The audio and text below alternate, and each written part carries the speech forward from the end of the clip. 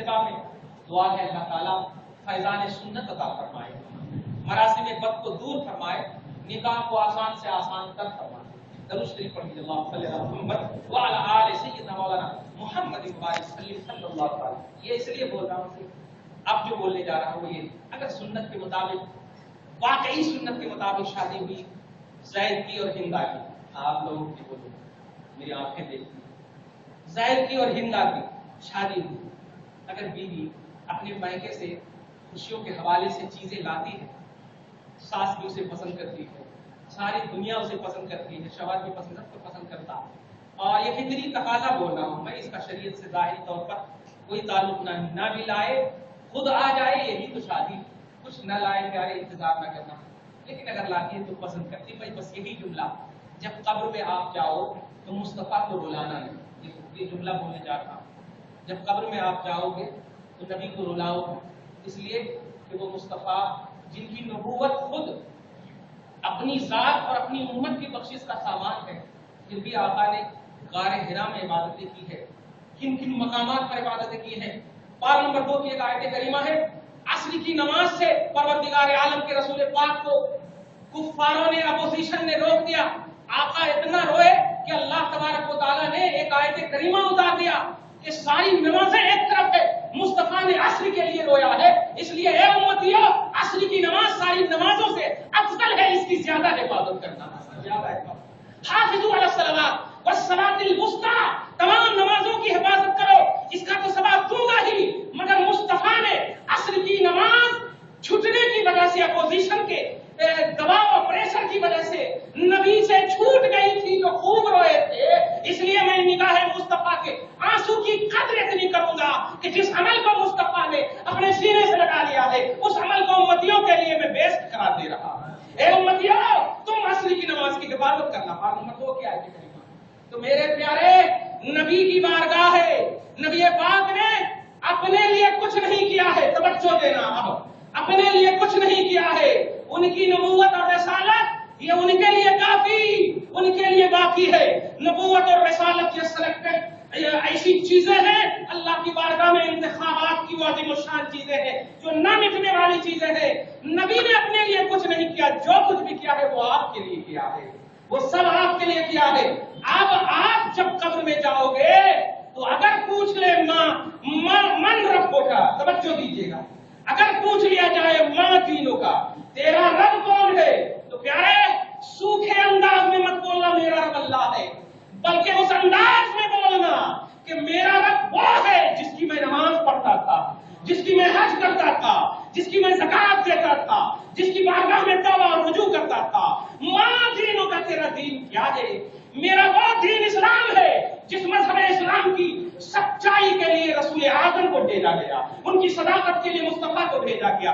اس تصور میں بولو گے تو خدا کی قسم کوئی نار تمہیں نہیں، نور مصطفیٰ تمہیں ایسا لگے گا کہ جب آخری سوال ہوگا تو اب آپ جواب نہیں دیں گے، اشارہ مصطفیٰ ہوگا، اے دیوانے اب کیا ادھر ادھر کہتا ہے، صرف بول دے میرا جواب مصطفیٰ ہے، میرا جواب مصطفیٰ ہے۔ اس لیے آپ اپنی بدعمالیوں کو توبہ کی دنیا میں لا کر کے ختم کر دو اور نیک عمل کی ابتدا کرو، نیک عمل کی ابتدا کرو، موت بھی آئے تو ویلکم کرتی ہوئی آئے، خوش ہو آپ کی موت سے بھی کہ اے پیارے مجھے بڑی سعادت مل رہی ہے کہ میں تمہیں تیری روح کھینچ رہی ہوں، تیری روح کھینچ رہی ہوں۔ اللہ کے رسول فرماتے ہیں، صحیح بخاری کی حدیث ہے، شروع ہی میں یہ حدیث پاک ہے، جب بندہ مومن مرتا ہے تو ہم لوگ کبھی دیر کر دیتے ہیں، تو دیر کرنے کی وجہ سے اگر نیک اور صالح، سبحان اللہ الحمدللہ، آج ہم لوگ کرتے ہیں الحمدللہ، آج ہم یا نبی سلام علیکہ شفیع الورا سلام علیہ کے پڑھتے ہیں، خدا کی قسم کوئی ایسا پڑھنے والا ہے ہی نہیں دنیا میں جو پڑھ رہا ہو اور ان کی آتما نہ تڑپے، کاش مصطفیٰ کو دیکھ لیتا۔ ہر مومن کی یہی شان ہوتی ہے اور یہ عاشق مصطفیٰ کی یہی پہچان ہوتی ہے۔ آپ یا نبی جب پڑھتے ہیں تو ضرور خیال یہی آتا ہے، سرکار آپ کا چہرہ دیکھ لیتے، رخ مصطفیٰ دیکھ لیتے، صحابہ نے دیکھ کر پڑھا ہے، سرکار کبھی بھی زیارت کی، میں صحیح میں دعا کرتا ہوں، اللہم ارزقنا زیارت النبی وان کانت مرۃ فی النوم، یا اللہ، جملہ ہمیشہ کہتا ہوں، اے اللہ مجھے مصطفیٰ کا دیدار کرا دے، اگرچہ خواب بھی میں صحیح۔ اللہ تعالیٰ اس دعا کو قبول فرمائے۔ کہنا یہ ہے رسول اعظم سب پڑھتے ہیں مصطفیٰ. خوش کرنا چاہتے ہیں آپ اپنے نبی کو, خوش کرنا چاہتے ہیں, خوش کرنا چاہتے ہیں نبی پاک صلی اللہ علیہ وسلم کے وفاداروں قبر میں جاؤ. یہ بخاری کی حدیث پیش کر رہا تھا.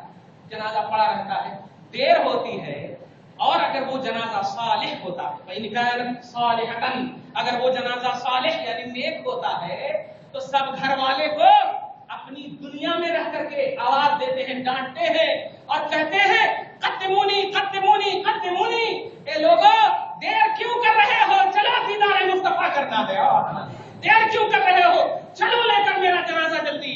وَإِنْ كَانَتْ غَيْرَ صَالِحَةٍ, اور اگر جنازہ صالح نہیں ہوتا تو وہ کہتے ہیں کہاں لے جا رہے ہو مجھے, اور تھوڑی دیر تک اپنے گھر میں رکھو, اور تھوڑی دیر تک اپنے گھر میں رکھو.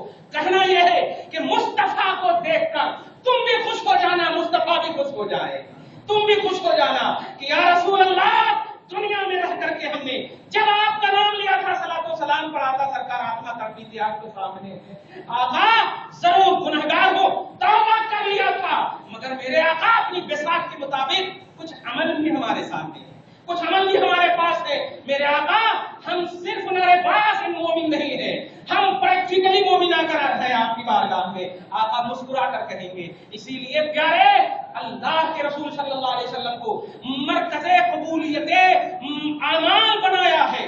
چنانچہ حدیث پاک آپ سنیے. اب وہ آیت کریمہ پر لگتا ہے بڑی رات کو بھی کروں گا. حدیث پاک سنیے, امتیو صبح و شام میں جو بھی آپ اعمال کرتے ہیں, جو بھی اعمال کرتے ہیں, ان اعمال کی پیشی سب سے پہلے بارگاہ مصطفیٰ میں ہوتی ہے. اس لیے آپ کا ایک ایک سیکنڈ, عملی سیکنڈ جو ہے وہ سب مصطفیٰ سے ریلیٹڈ ہے. توجہ دیجیے گا. اب آپ ترجمہ بھی کرتے رہو, حدیث پاک سن لیجیے, ترجمہ سن لیجیے پہلے. وما خلقت الجن والانس الا ليعبدون, میں نے جناتوں کو اور انسانوں کو صرف اپنی عبادت کے لیے پیدا کیا ہے. جلدی جلدی میں سن لیجیے گا. عبادت کے دو پہلو ہیں, ایک وہ پہلو جو ڈائریکٹ اللہ سے تعلق رکھے, اور ایک وہ پہلو جو ڈائریکٹ مخلوق سے تعلق رکھے. ثواب کا تعلق تو مکمل اللہ ہی سے ہوتا ہے ہمیشہ. جیسے ماں کے قدم کو چومنا یہ عبادت ہے, مگر ماں مخلوق ہے. باپ کے ماتھے کو چومنا یہ عبادت ہے, مگر باپ بھی مخلوق ہے.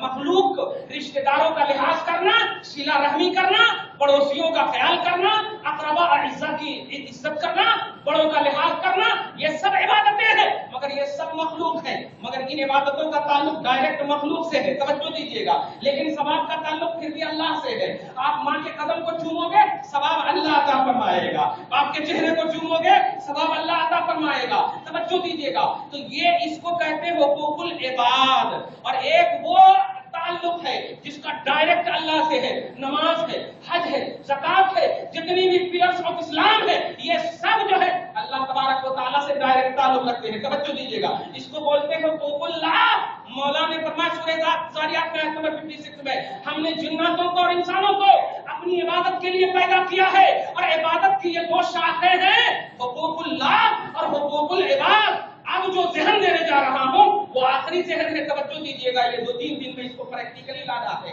کہ ایک وہ عبادت جو ڈائریکٹ مخلوق سے تعلق رکھے, اور ایک وہ عبادت جو خالق سے تعلق رکھے. اور یہ دونوں عبادت کا ثواب ڈائریکٹ اللہ سے تعلق رکھتا ہے. ریلیٹڈ آف مخلوق, ریلیٹڈ آف الوہیت, اللہ سے ریلیٹڈ جو عبادت ہے اس کو حقوق اللہ کہتے ہیں. اور جو بندوں سے حقوق العباد کرتے ہیں, سوال پیدا ہوتا ہے, اگر ماں کو ستایا ہے آپ نے تو ماں سے معافی مانگ لے سکتے ہیں آپ, کیونکہ ماں مخلوق ہے, دیکھ رہے ہیں, زندہ ہے, نہیں بھی زندہ ہے